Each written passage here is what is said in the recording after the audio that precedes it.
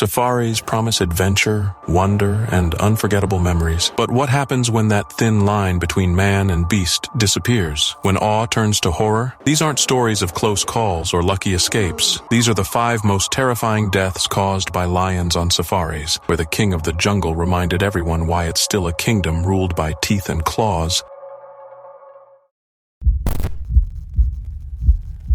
The lion park near Johannesburg looked like paradise, wild, untouched, and teeming with life. For Catherine Chappell, a 29-year-old American with a fearless heart and a camera in her hand, it was exactly the kind of day she'd crossed oceans for. She wasn't just a tourist, she was a storyteller, a visual effects editor who had helped conjure dragons for Game of Thrones, chaos for Divergent, and battles for Captain America. But none of those digital illusions could prepare her for what waited just beyond the frame of her lens. She wasn't there just to see lions.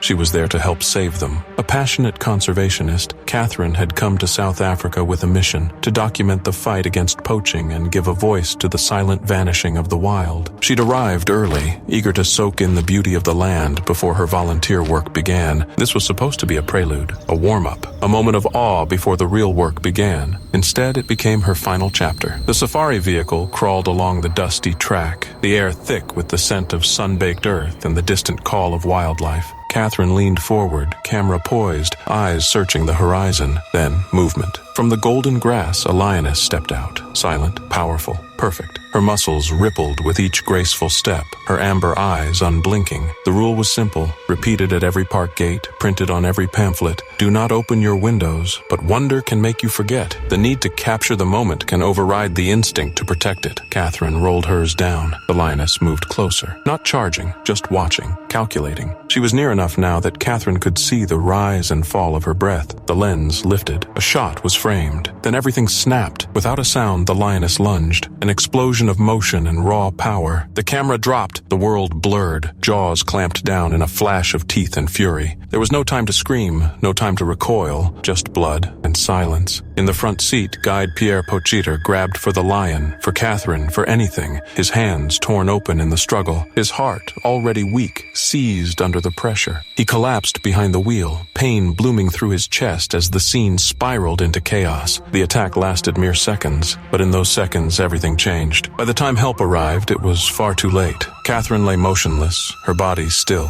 her eyes closed to a world she had once sought to understand so deeply. Paramedics did what they could, but the wild is merciless when the line is crossed. There were no second chances. The news swept across continents. Her family shattered. Friends wept. Colleagues in Hollywood mourned. Some asked how it could happen, why it happened. But the truth is stark and sobering. The lion didn't act out of rage or malice. It acted on instinct. Catherine Chappell came to Africa with a heart full of purpose, a desire to tell stories that could spark change, stories rooted in truth. And now, heartbreakingly, her story became one, a cautionary tale, a reminder that beauty and danger walk hand in hand in the wild. That one mistake, one moment, can turn wonder into horror.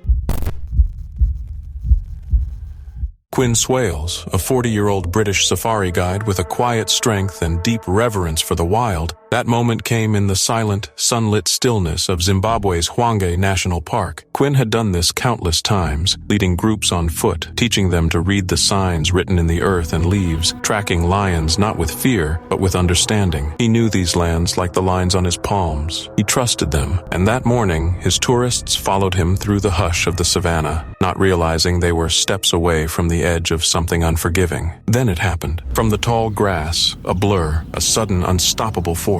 A massive male lion exploded into view. He stepped forward. In that breathless moment, Quinn Swales made a choice only the brave can make. He placed his body between the charging lion and the people he had vowed to protect. With only his voice, his presence, and every ounce of his knowledge, he tried to stop the inevitable. He did everything he could to draw the lion's wrath to himself and away from them, and it worked. The lion veered toward him, away from the group, but the cost was unimaginable. It happened so fast. Claws tore flesh, jaws clamped down, blood splashed across the grass. The tourists, too stunned to scream, could only watch as the man who had just moments ago led them calmly through the wilderness was now locked in a fatal struggle against nature's nature's rawest violence, he never stood a chance. By the time help arrived, it was already too late. Quinn lay crumpled in the dirt, his body broken but his mission fulfilled. Not a single tourist had been harmed. He had bought their lives with his own. News of his death hit hard, and it hit globally. Not just because a man had died, but because this man had lived so intentionally. He had once been a pilot, soaring above the world, but gave it up to be on the ground among the wild things he loved. He didn't just guide people, he taught them to feel the wild, to understand its rhythm, its wonder, its danger. Friends, family, and strangers alike mourned him. His fellow rangers were gutted. Tourists who had once walked behind him through the bush couldn't believe it. Social media flooded with memories of his calm voice, his infectious passion, his quiet bravery. And then came the cruel twist. Only weeks before Quinn's death, Hwange National Park had already been in the global spotlight because of another lion, one whose name had become legend, Cecil, the black-maned king who roamed the park as if it were his personal throne. He had been part of an Oxford research study, tracked, beloved, protected, until he wasn't. Cecil had been lured out of the safe zone by an American dentist named Walter Palmer, lured, wounded with a bow, then stalked for 40 long hours before the final shot ended him. The outcry was massive, international, but it didn't bring Cecil back. What few knew was that Quinn Swales had admired that lion. He had taken pictures of him, even used one as his Facebook cover photo. And now, fate had dealt its cruelest hand. Quinn, a defender of lions, had died at the claws of one, but not out of irony, out of instinct. That's the part people always forget. Lions don't know legacies. They don't know heroes. They know hunger, territory, survival. The lion that killed Quinn wasn't evil. It was wild. It was meant to be the kind of afternoon you remember forever, the kind you tell stories about for years. A sun-soaked drive through South Africa's Lion Park. A car rolling slowly through the golden sprawl of Bushveld. Windows down, cameras raised, hearts beating a little faster as lions roamed freely just meters away. For one 22-year-old American tourist and her male companion, it felt like stepping into a dream. The lions moved like shadows, silent, majestic, ancient. The thrill of being so close to something so powerful was intoxicating. 1 second, you're holding your breath to capture the perfect photo. The next, you're face to face with nature at its most unforgiving. She never saw it coming. The lioness appeared from the grass, golden coat glinting under the sun, her eyes locked on the vehicle. She didn't roar, she didn't growl, just approached, smooth, deliberate, calm. For a heartbeat, everything was still, and then it wasn't. In a blur of motion, the lioness lunged, claws scraped against metal. Massive jaws snapped through the open passenger window like a nightmare tearing through the veil of safety. There was no warning, no time to scream, no time to hit the button to roll the glass back up. In an instant, the young woman was gone. From the seat beside her companion to the crushing grip of the wild, dragged half from the vehicle, her body twisted violently by the raw power of the predator. Her companion shouted, grabbed, fought, helpless against muscle and instinct honed by millennia. Park staff raced toward the scene, but seconds matter in the wild, and by the time help arrived, the damage had been done. Blood soaked the car seat. The cameras were forgotten. The silence that followed was the kind that only comes after something irreversible. She died before paramedics could even try to save her. The man survived, wounded, shaken, still alive. But how do you process something like that? One moment, they were side by side, wrapped in the thrill of adventure. The next, she was gone forever, taken by the very wildness they'd come to witness. Authorities opened an investigation, as they always do when humans are reminded that they're not in control out here. A police spokesman called it an unnatural death, as though anything about being dragged from your car by a lion could ever feel natural. But this wasn't the first time. Lion Park was famous for letting guests get close. Too close. Just months before, an Australian tourist had been bitten in the leg for lowering his window. A 13-year-old boy had been attacked by a cheetah after slipping through a fence. Every incident carried the same warnings, repeated like a chant. Keep your windows up. Stay inside the vehicle. Don't forget where you are. But warnings blur when the line between thrill and danger feels so thin, when lions seem calm, when everything feels under control, until it isn't. The fate of the lioness remained unknown. Would she be relocated, killed, kept behind barriers? No one said for sure. After all, she hadn't broken any rules. She was the rule. She followed the only law the wild has ever known. Survival, instinct, dominance. There was no villain here, just a moment. A choice, a rule ignored, and a life ended. That's the danger of the wild. It doesn't ask for your trust. It doesn't offer second chances, and when it reaches back, it does so without mercy. The Namibian night was still, the kind of stillness that makes every sound feel louder, every shadow deeper. The stars hung low and bright above the desert, casting a soft light over the Hwange River Valley, where silence cloaks everything in illusion. It was the kind of night that seems timeless. Beautiful, yes, but never truly safe. Bernd Kebbel, a 59-year-old German businessman known for his success and generosity, stepped out of his luxury tent near the Skeleton Coast. It was just a brief moment. He was going to use the toilet. His wife and their friends remained inside, tucked beneath canvas and calm, unaware that just meters away, something had already begun to stir in the dark. The lioness was already there. Maybe she had been watching for hours, her golden coat blending into the rock and brush, her paws silent on the sand. She moved like a whisper across the earth, drawn in by instinct and opportunity. No roar, no sound, just movement, focused and final. The moment he stepped out, she pounced. There was no time for a scream, no chance to run. Her weight slammed into him, pinning him down. Her jaws, massive and unrelenting, closed fast. By the time the others heard the commotion and burst out of their tents, shouting, scrambling, throwing whatever they could to scare the animal away, it was already too late. Bernd Kebbel was dead. His body lay still beneath the stars as the lioness vanished back into the wild. The silence returned, but it wasn't the same. This time it carried with it a kind of horror that hangs in the air and won't let go. Officials arrived quickly. Police surveyed the site. The Ministry of Environment and Tourism launched an investigation.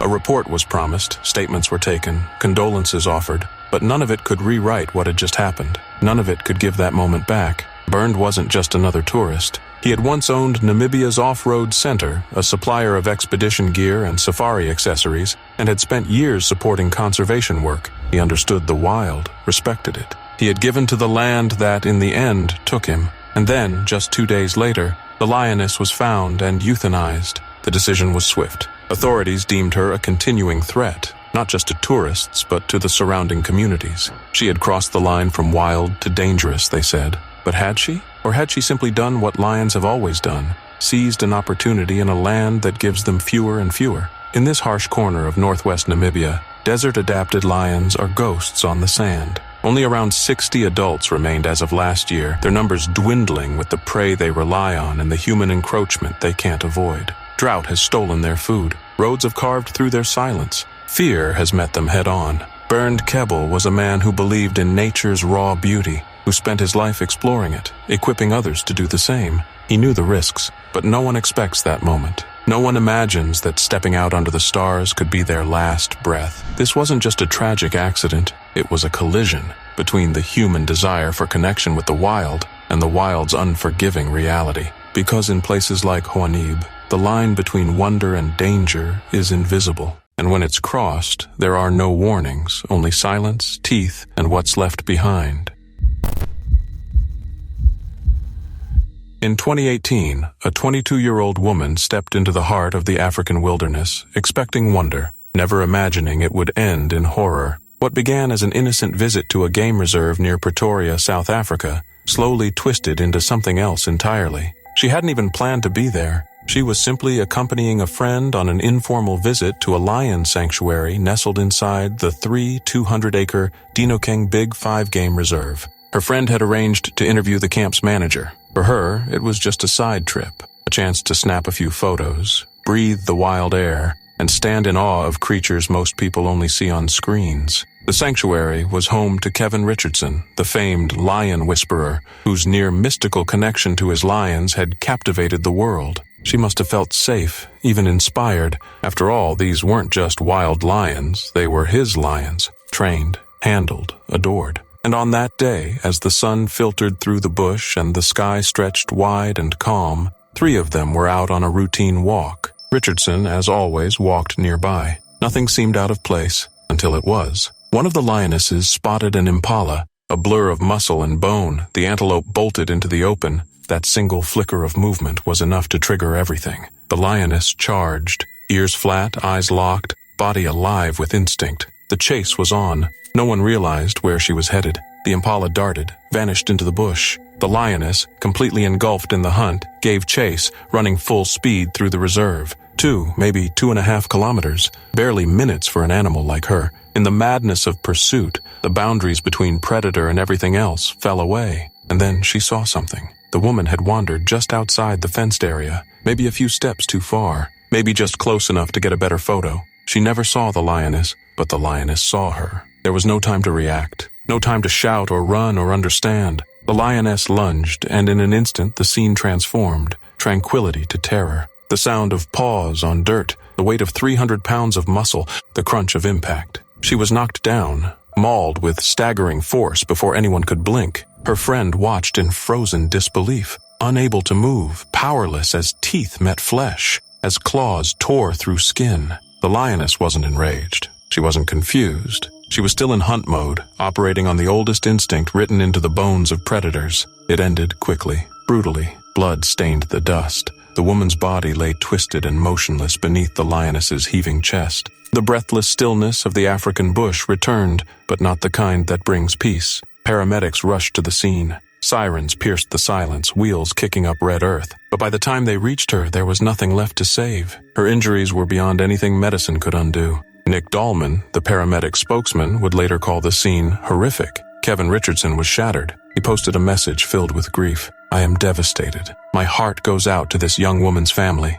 He explained that alerts had been sent out. The team had followed protocol. This was never supposed to happen, but it had. Dino King's management clarified the facts, insisting the lioness wasn't one of the park's free-roaming wild lions. She was a sanctuary lion, monitored, familiar. Still, none of that mattered. A young woman was gone, her life taken in a matter of seconds by a creature she never even had a chance to fear. The tragedy sent ripples through Richardson's world. Not long before, supermodel Cara Delevingne had posed with one of his lions in a glossy photo shoot, calling it humbling, a beautiful, intimate experience. But the intimacy of wild things comes with a price, and sometimes that price is blood. Visitors still come. Volunteers still arrive to walk the reserve and learn from Kevin. The allure is powerful. The thrill of being close to lions, of brushing against danger while believing you're safe, still draws people in. But for anyone paying attention, that young woman's death is the reminder beneath it all. No matter how experienced the handler, how well trained the animal, how calm the moment may seem, lions do not hesitate. They don't pause. They don't forgive distractions. Out here, there are no guarantees. There is only instinct. And whether you're a photographer or a whisperer or an unsuspecting visitor, if you cross the line at the wrong time, you don't get to cross back.